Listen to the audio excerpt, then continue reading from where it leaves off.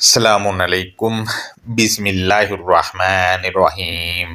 کائنات بنانے والے، نرمی کرنے والے، مہربانی کرنے والے کی شناخت یا پہچان کے ساتھ دوستو، آج المسجد الحرام کے متعلق لیکچر نمبر 1 ہے، اور آج کے لیکچر میں المسجد الحرام کے الکتاب المبین جو معنی طے کرتی ہے وہ میں آپ دوستوں سے شیئر کروں گا۔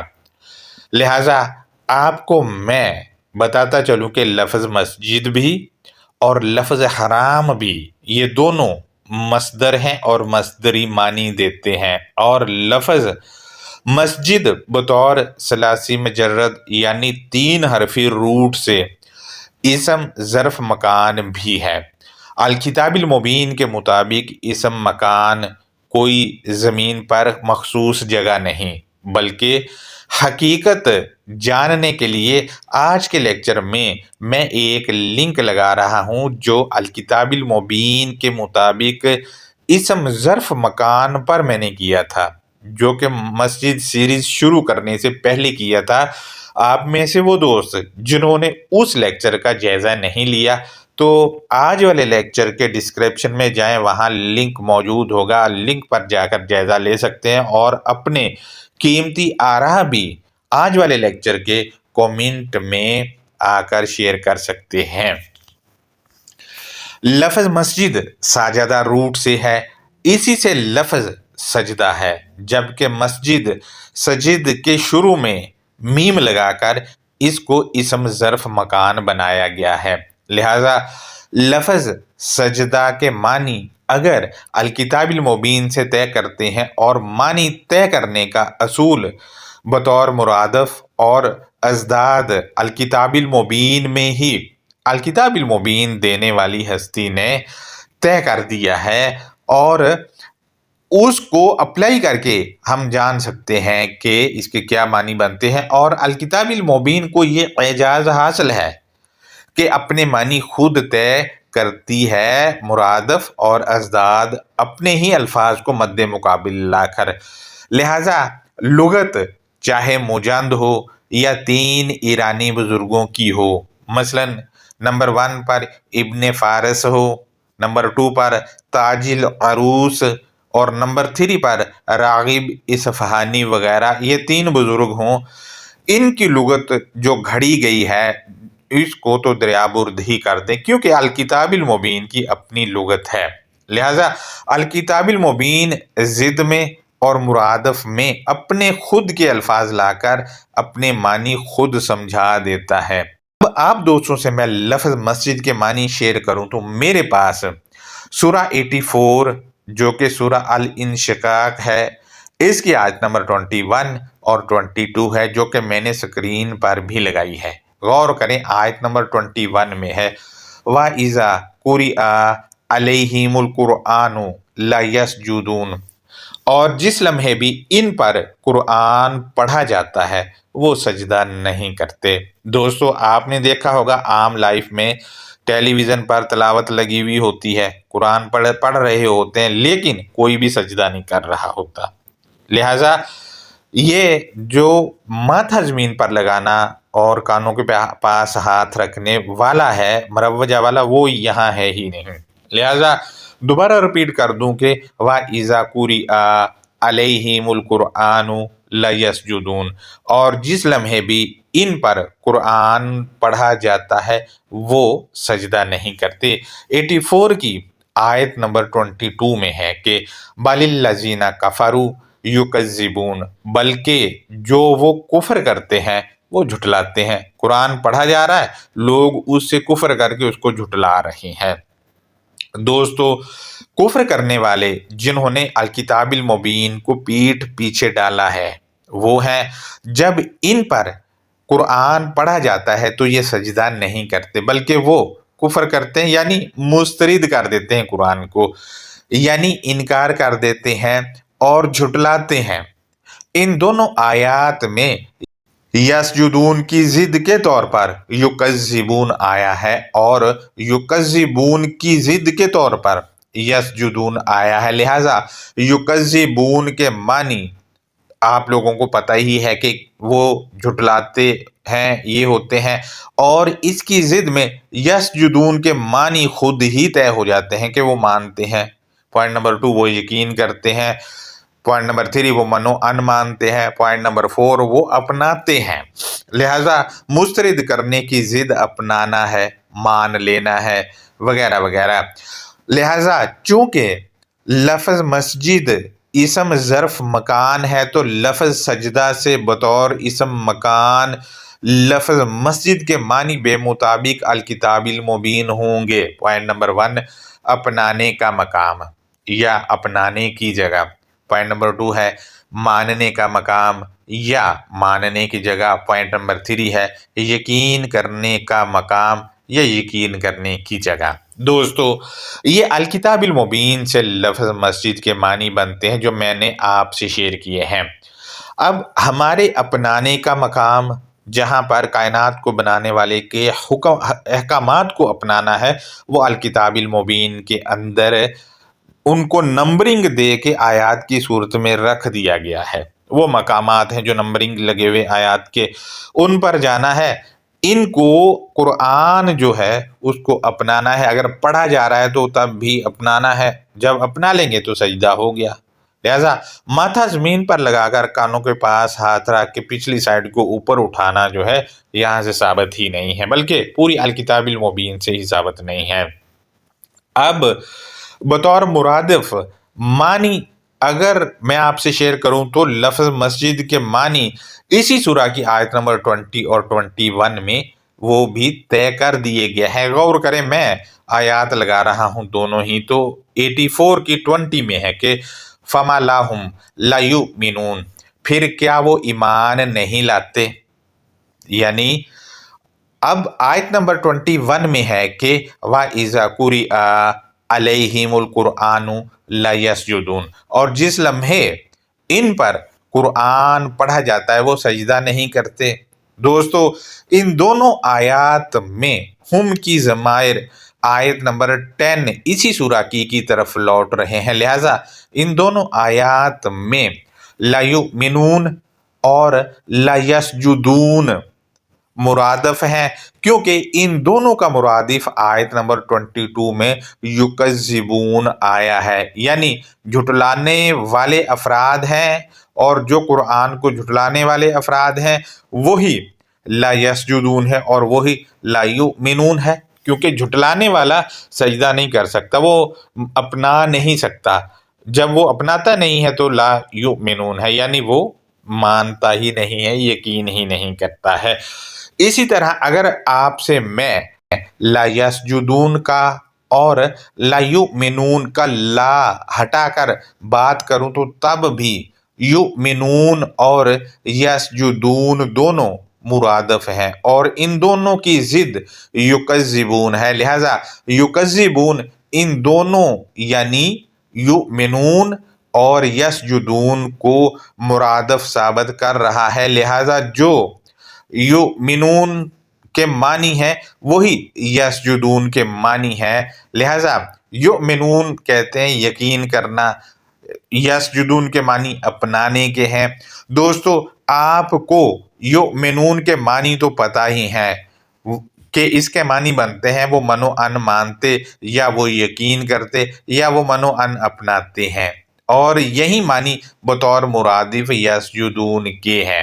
لہذا یسجدون کے مرادف یؤمنون اور یؤمنون کے مرادف یسجدون معنی ہیں، یعنی یہ دونوں ایک دوسرے کے مرادف ہیں۔ اب ان کے معنی اگر ہم دیکھتے ہیں تو پوائنٹ نمبر 1 ہے وہ اپناتے ہیں، یعنی یسجدون کے معنی ہے وہ اپناتے ہیں۔ پوائنٹ نمبر 2 ہے وہ مانتے ہیں۔ پوائنٹ نمبر 3 ہے وہ یقین کرتے ہیں۔ پوائنٹ نمبر 4 ہے وہ عہد و پیمان کرتے ہیں۔ پوائنٹ نمبر 5 ہے وہ مانتے ہیں۔ لہذا بطور میم اسم مکان مسجد لفظ کا اب یہی معنی جو الکتاب المبین نے سمجھائے ہیں وہ لگا کر ترجمہ کریں۔ لفظ مسجد کا ترجمہ ہوگا، پوائنٹ نمبر 1 ہے اپنانے کا مقام یا اپنانے کی جگہ۔ پوائنٹ نمبر 2 ہے ماننے کا مقام یا ماننے کی جگہ۔ پوائنٹ نمبر 3 ہے یقین کرنے کا مقام یا یقین کرنے کی جگہ۔ دوستو اب لفظ حرام کے معنی الکتاب المبین سے بطور مرادفات اور ازداد طے کریں تو سورہ البقرہ کی آیت نمبر 275 میں ہے احل کی ضد حرم آیا ہے۔ احل کے معنی ہے حل کر دیا، اس کی ضد میں معنی ہے منع کر دیا۔ احل کے دوسرے معنی ہے تجویز دینا، تجویز دینا کی ضد میں معنی ہے روک دینا، تجویز نہ دینا۔ پوائنٹ نمبر 3 ہے احل کے معنی ہے جائز کر دیا، اس کی ضد میں معنی جو بنتے ہیں وہ پابندی لگا دی یا منع کر دیا۔ پوائنٹ نمبر 4 ہے احل کے معنی اجازت دے دی، اور اس کی اجازت دینے کی ضد جو ہے وہ منع کر دینا یا روک دینا اس کے معنی بنتے ہیں۔ دوستو اگر ڈکشنری میں حرام کی ضد والا لفظ دیکھیں تو حلال آیا ہے، اور لفظ حلال کے مطلب ہوتا ہے جائز کرنا، اجازت دے دینا یا سوٹیبل کو کہا جاتا ہے، جبکہ اس کی ضد میں حرام کے معنی بنتے ہیں منع کرنا۔ حلال یعنی جائز کرنا کی ضد ہے منع کرنا۔ اسی طرح سوٹیبل کی ضد جو ہے وہ بھی ممنوع ہی آتا ہے، جو سوٹ نہ بیٹھے، جو ٹھیک نہ ہو اس کو کہا جائے گا۔ لہذا دوستو جائز کا الٹ ناجائز ہے، حرام کے معنی ناجائز کرنا بھی بنتے ہیں۔ اس صورت میں حرام کے معنی ناجائز کرنا بھی بنتے ہیں۔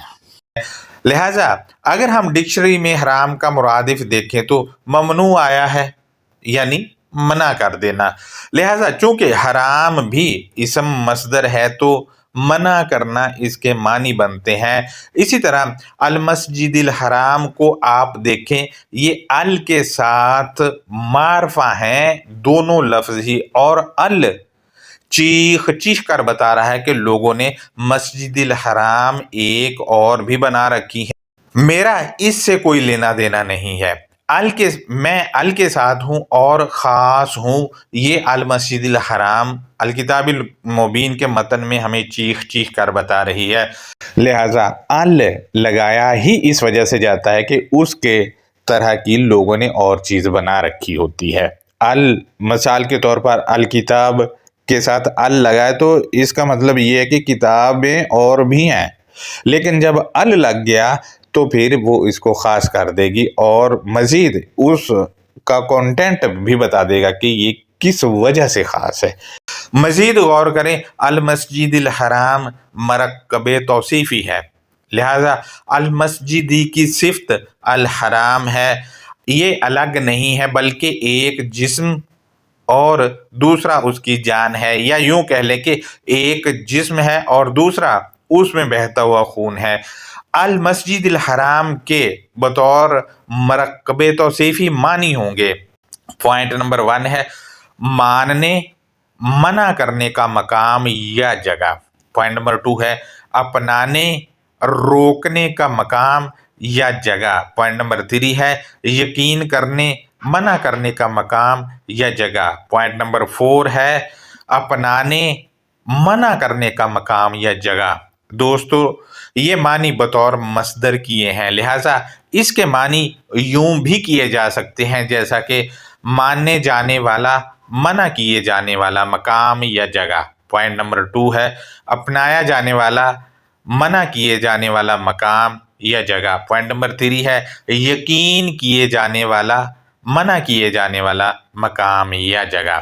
دوستو اب غور کریں، اوورآل تو جس مقام پر یقین کیا جانا ہے وہ الکتاب المبین میں ہر آیت ہے جو اپنے مقام پر موجود ہے، ان میں وہ بھی ہے جو اپنانا یا ماننا یا یقین کیے جانے والا مقام ہے، اور وہ مقام بھی ہے جہاں منع کیا جا رہا ہے چیزوں سے کہ یہ آپ نے نہیں کرنا، فلاں نہیں کرنا، فلاں نہیں کرنا۔ جو چیزیں منع کی گئی ہیں ان سے روک دیا گیا ہے، جن میں وہ والے مقام بھی ہیں۔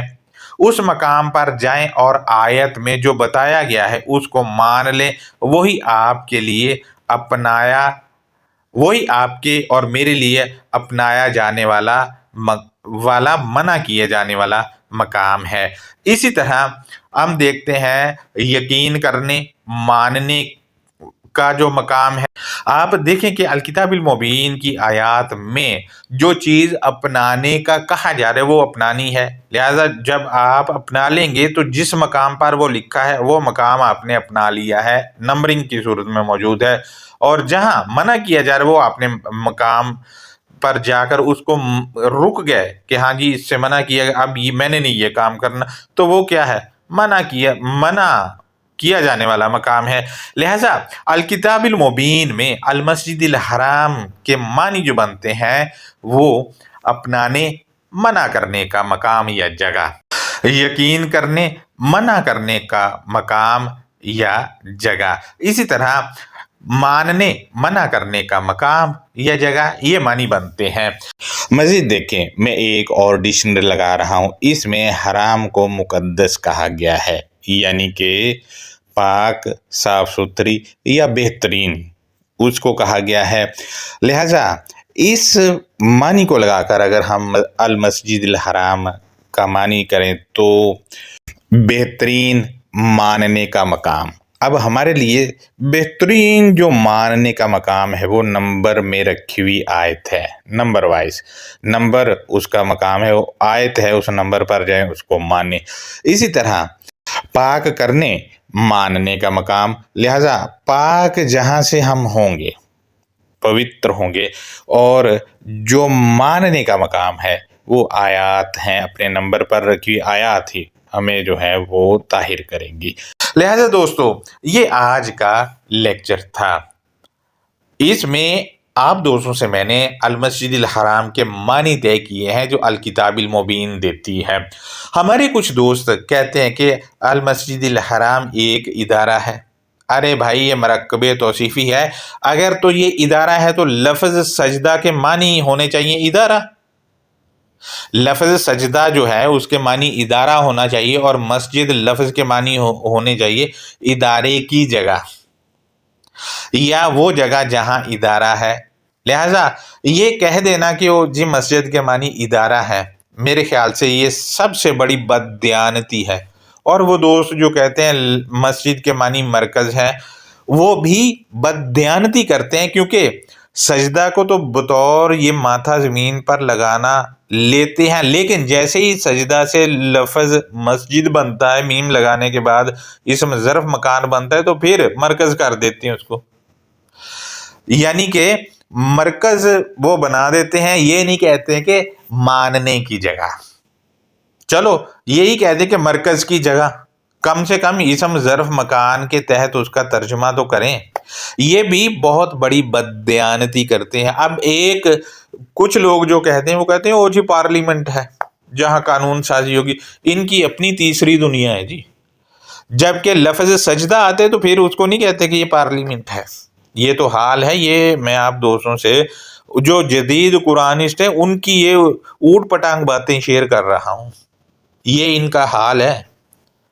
سجدہ کو کہتے ہیں اپنانا ہے یا عمل کرنا ہے، لیکن یہاں جب آتے ہیں تو پھر وہ اس کو ادارہ بنا دیتے ہیں۔ آپ کے سامنے ان کا وہ دوہرا معیار اور جو ان کی باتوں میں تضاد آ رہا ہے وہ بھی میں نے رکھ دیا آپ کے سامنے۔ لہٰذا یہ آج کا لیکچر تھا، اس پر اگر آپ اپنی رائے دینا چاہیں یا مزید آپ اپنا اوپینین جو ہے وہ شیئر کرنا چاہیں تو آپ ضرور ہم سے کر سکتے ہیں نیچے کامنٹ میں آ کر، اور اگر لیکچر آپ کو اچھا لگتا ہے تو اپنے دوستوں کے ساتھ شیئر بھی کریں تاکہ الکتاب المبین کی تعلیمات کو عام کیا جا سکے۔ اللہ حافظ، اپنا بہت زیادہ خیال رکھیں۔